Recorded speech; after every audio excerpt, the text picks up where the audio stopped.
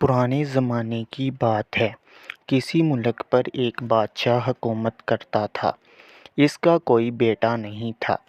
جب وہ بوڑھا ہو گیا، اسے فکر ہوئی کہ اس کے مرنے کے بعد تخت و تاج کا وارث کون ہوگا۔ لہٰذا اس نے ایک دن ملک میں اعلان کروایا کہ وہ ایک بچے کو گود لینا چاہتا ہے، جو بعد میں اس کے تخت و تاج کا وارث ہوگا۔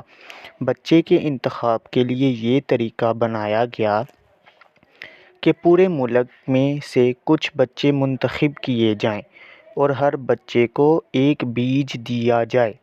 جس بچے کے بوئے ہوئے بیج سے سب سے خوبصورت پھول اگے گا، وہ بادشاہ کا وارث بنے گا۔ کاشان نامی ایک لڑکا تھا۔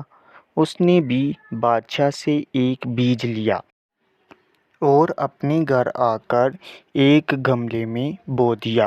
وہ ہر روز اسے پانی دیا کرتا تھا۔ اسے امید تھی کہ اس کے پودے سے سب سے زیادہ خوبصورت پھول اگے گا۔ دن گزرتے گئے لیکن گملے سے کچھ بھی نہیں نکلا۔ کاشان کو بڑی فکر ہوئی۔ اس نے ایک اور گملہ خریدا اور دور سے جا کر مٹی لایا۔ اس نے پھر اسے احتیاط سے لگایا، مگر 2 مہینے گزر جانے کے بعد اس میں سے کوئی پودا نہیں نکلا۔ وقت تیزی سے گزرتا گیا اور پھولوں کی نمائش کا دن آ پہنچا۔ سارے ملک کے بچے شاہی محل میں جمع ہوئے۔ ہر ایک اپنے ہاتھوں میں ایک گملہ لیے ہوئے تھا۔ گملوں میں رنگ برنگے پھول کھلے ہوئے تھے۔ وہ واقعی بڑے خوبصورت تھے۔ بادشاہ پھول دیکھنے بچوں کے پاس آیا۔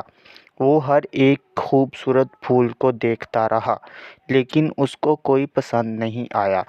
چلتے چلتے اچانک اس کی نظر کاشان پر پڑی، جو ایک خالی گملہ لیے سر جھکائے کھڑا تھا۔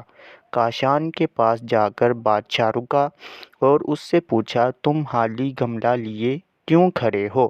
کاشان نے روتے ہوئے جواب میں کہا، میں نے گملے میں بیج ڈالا تھا اور روزانہ اسے پانی بھی دیتا تھا، مگر اس سے ابھی تک کوئی پودا نہیں نکلا، اس لیے میں یہ خالی گملہ لیے کھڑا ہوں۔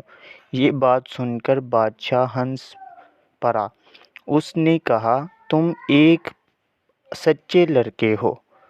مجھے اپنے تخت و تاج کے لیے تم جیسے سچے لڑکے کی تلاش تھی۔ تم ہی اس ملک کے بادشاہ ہوگے۔ میں نے سب بچوں کو جو بیج دیے تھے وہ ابلے ہوئے خراب تھے، اس لیے ان سے پودے کا اگنا ممکن ہی نہیں تھا۔ دوسرے بچے اس لیے پھول اگانے میں کامیاب رہے کیونکہ انہوں نے خراب کی جگہ اچھے بیج بوئے تھے۔ اگر کاشان نے یہ حرکت نہیں کی تھی اور جھوٹ سے کام نہیں لیا، اس لیے اسے سچائی کا انعام مل گیا۔ سچ کہتے ہیں کہ سچائی میں برکت ہے۔